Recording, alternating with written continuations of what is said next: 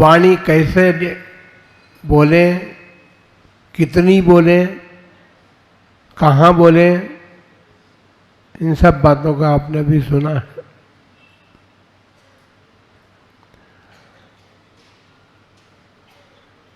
ये सब बातें यदि हमारे में एक गुण प्राप्त हो तो प्राप्त कर सकते हैं।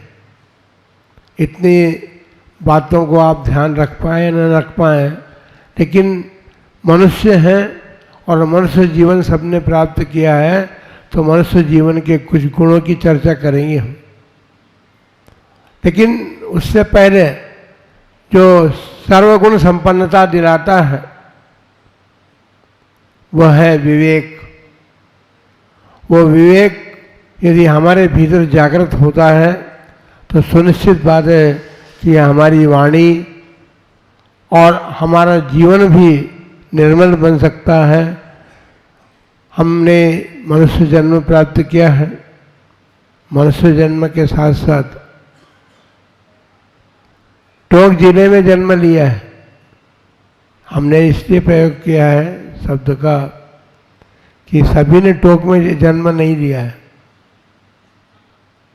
कोई कहीं से आया है, कोई कहीं से आया है, लेकिन जिले के गांव को आपने शहर बना दिया।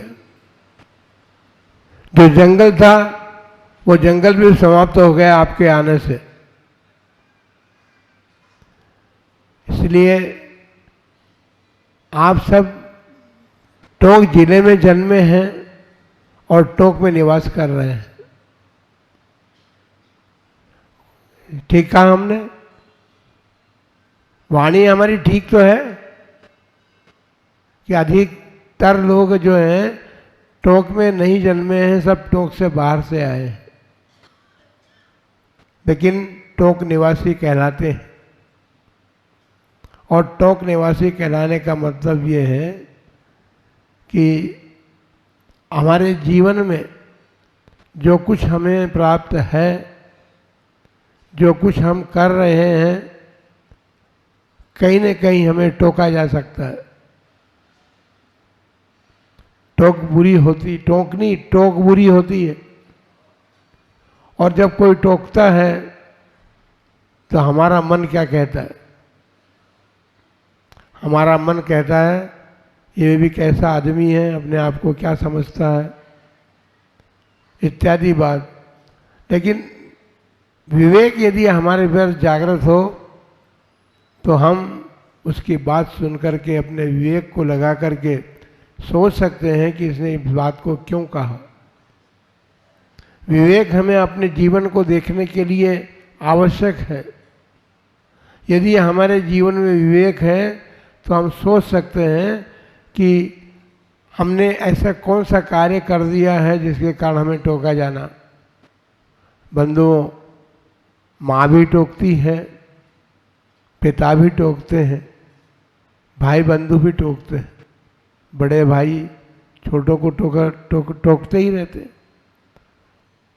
हमारे पड़ोस में हमारे ताऊ जी रहते थे और उनकी यही अभ्यास था। अभ्यास इसलिए था कि बच्चों का जीवन ठीक बने। वो छोटी छोटी बातों के लिए टोकते रहते थे, लेकिन साथ में ये भी कहते थे कि बुरा मत मानो, तुम्हारा जीवन ठीक बनने के लिए हम कह रहे हैं। तो बंधुओं, उपदेश हम भी दे रहे हैं। मनुष्य जन्म हम सब ने प्राप्त किया है, आपने भी प्राप्त किया है।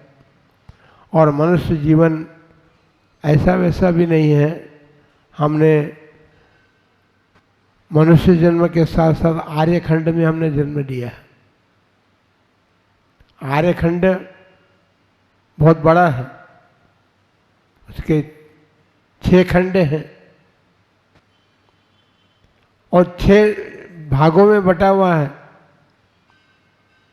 पर 6 खंडों में बटे हुए भारत क्षेत्र पर नहीं, पूरे आर्यखंड पर चक्रवर्ती ही शासन कर सकता है और कोई शासन नहीं कर सकता।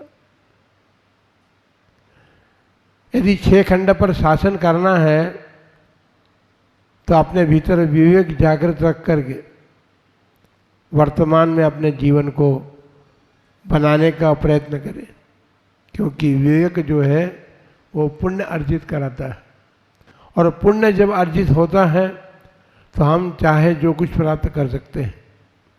लेकिन बंधुओं, हमारा जीवन बहुत छोटा है। वर्तमान समय में हमने जन्म लिया है, हमारा अतीत जो है, जो बीत चुका है, वो भी अनंत काल उसमें लग गया है। और यदि हम सोचें कि आज हमने जन्म लिया है, कल हम अपनी बात को ठीक कर लेंगे, तो वो भी संभव नहीं है, क्योंकि भविष्य भी बहुत बड़ा है। अतीत और भविष्य जो है अनंत है। आपको तो वर्तमान को ठीक करना है ना। अतीत तो आपका गया और भविष्य आपने देखा नहीं है। अतीत भी आप भूल चुके हैं, आपको याद भी नहीं है कि हमने 2 भाव पहले कहाँ जन्म लिया था, आप नहीं बता सकते। इसलिए अतीत को याद रखना भी ठीक नहीं है और भविष्य की वांछा करना भी ठीक नहीं है। वर्तमान में जीना सीखें, और वर्तमान में जीना जो है वो विवेक सिखाता है। विवेक ज्ञान से प्राप्त होता है, या यह कहें कि विवेक का पर्यायवाची भी ज्ञान है या ज्ञान का पर्यायवाची विवेक है, तो भी चल सकता है। क्योंकि ज्ञान प्राप्त जिस व्यक्ति को होता है वह विवेकवान होता है।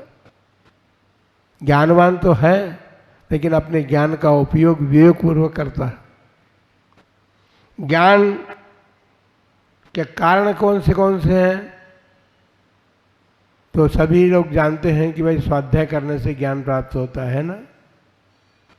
करते हैं आप सब लोग ज्ञान प्राप्ति के लिए, पर कैसे करते हैं ये देखना है।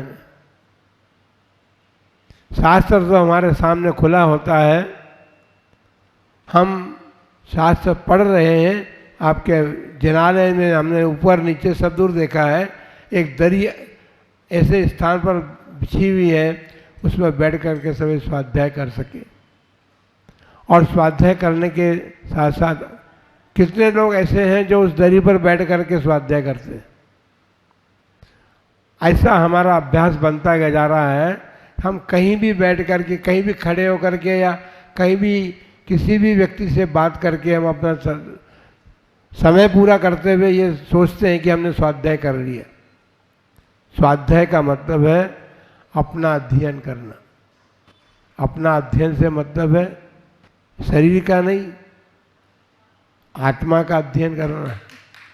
शरीर तो हमारा है, हमने आज ही नहीं प्राप्त किया है, हमने अनेक बार प्राप्त किया। अतीत काल में हमने हजारों करोड़ों शरीर प्राप्त कर चुके हैं। लेकिन उन शरीरों को प्राप्त करने के साथ साथ हमारे पास बुद्धि कितनी रही है, कब कब रही है, इस पर ज़रा बारीकी से ध्यान दें। और वो ध्यान भी हमारा तभी जा सकता है जब हम स्वाध्याय करेंगे।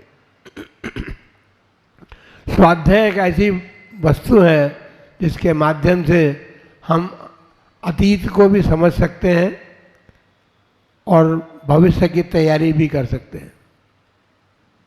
ज्ञान विवेक जागृत करता है, और ज्ञान के माध्यम से हम अतीत को भी याद रख सकते हैं। कम से कम इतना तो याद रहेगा ही कि हमने पिछले जन्मों में कर्म ठीक नहीं किए थे, इतना तो याद रहेगा ना। तो बस इतनी ही बात है।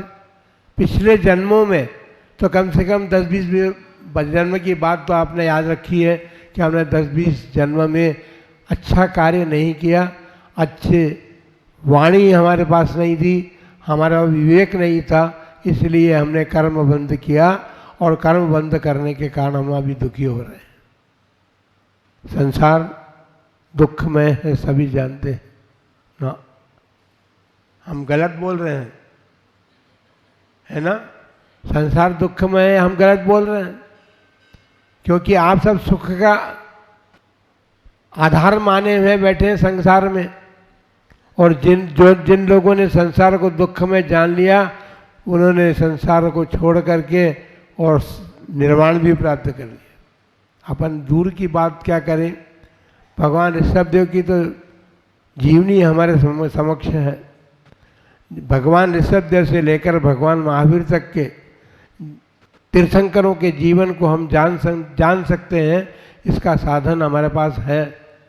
और वो साधन जो है उन ग्रंथों का स्वाध्याय करने से हमें उनकी सारी बातें पता लग सकती है कि इन लोगों ने क्या क्या अपने जीवन में किया, क्या क्या पाया और कौन कौन सी गति को प्राप्त करके ये निकलते निकलते और अब हमारे पास है। बताइए आप, भगवान महावीर का जीवन सिंह की पर्याय का जीवन था, और सिंह की पर्याय में भी वो इतना उसके भीतर क्रोध था, क्रोध कहें या अपनी भूख मिटाने के लिए उसका जीवन इस प्रकार का था कि वो चौपाए पशुओं को खा करके अपनी भूख शांत करता था।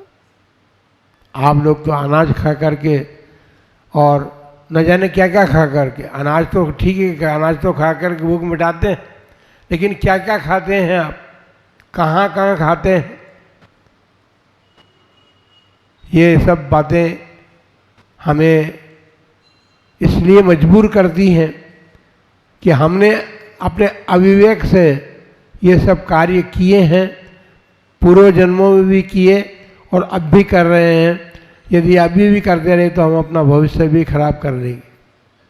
भविष्य को ठीक रखने के लिए आवश्यकता है विवेक जागृत करने की, और विवेक जागृत करने के लिए स्वाध्याय करना है, क्योंकि स्वाध्याय के दो प्रकार के कारण हैं, एक तो अंतरंग कारण है और एक बहिरंग कारण।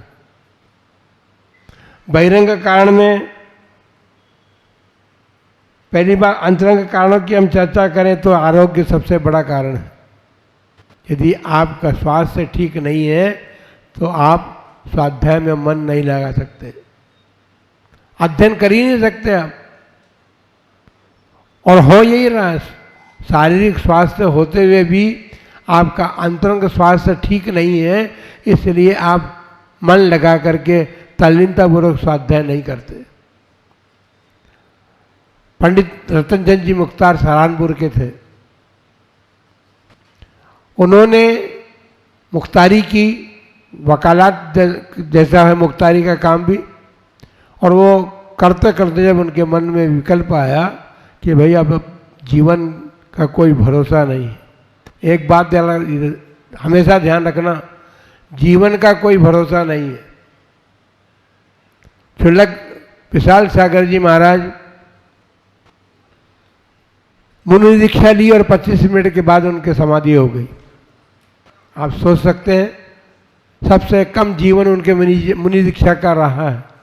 यूँ तो उम्र उनके शरीर की बहुत थी, लेकिन उसके साथ साथ जीवन का इसलिए भरोसा नहीं रहा क्योंकि कभी भी कोई रोग हमारे शरीर को आक्रांत कर सकता है, शरीर को आक्रांत कर सकता है।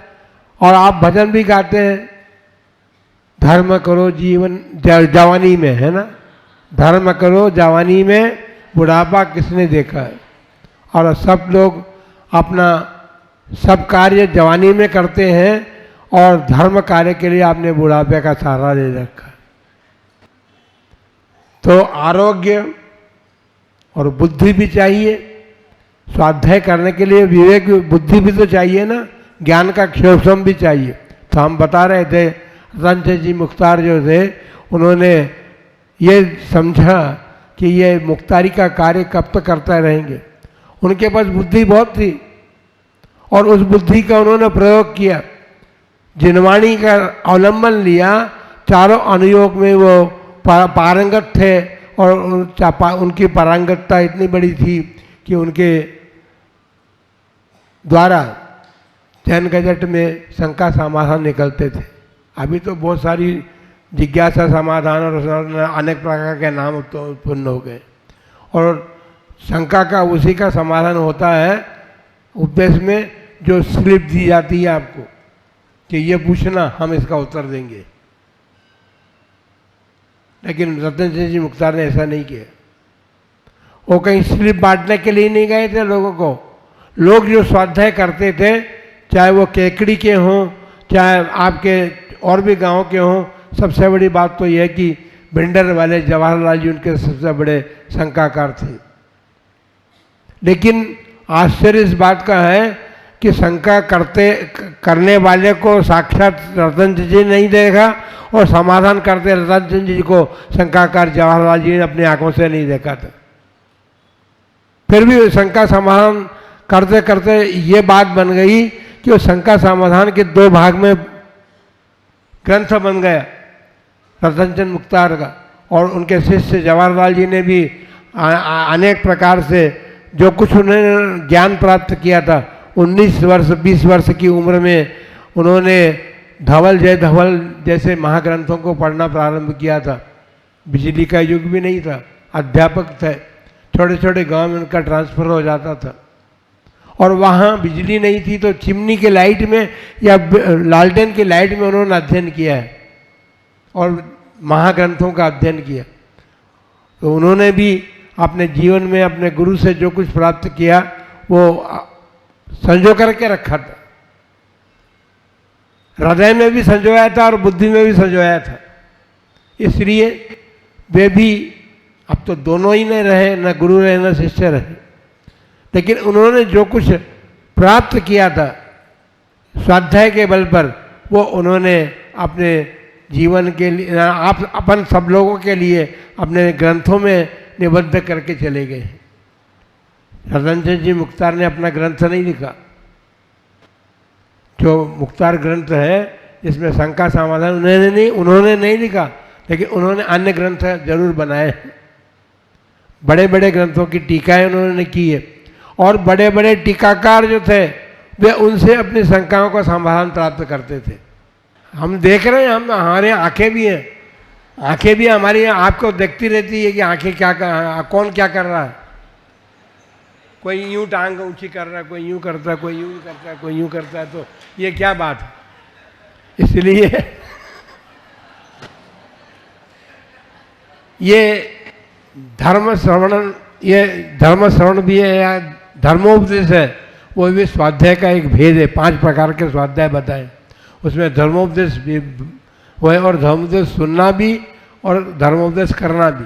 करने की शक्ति सामर्थ्य भी तभी आ सकती है जब हम स्वाध्याय का ज्ञान प्राप्त करेंगे, तभी हम उपदेश भी दे सकते हैं।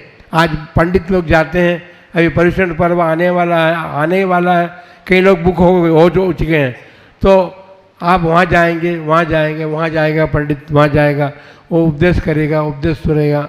तो उपदेश करेगा किस बात पर? उपदेश तो सुनने वाले सुनेंगे, उपदेश करने वाले को भी तो ज्ञान चाहिए।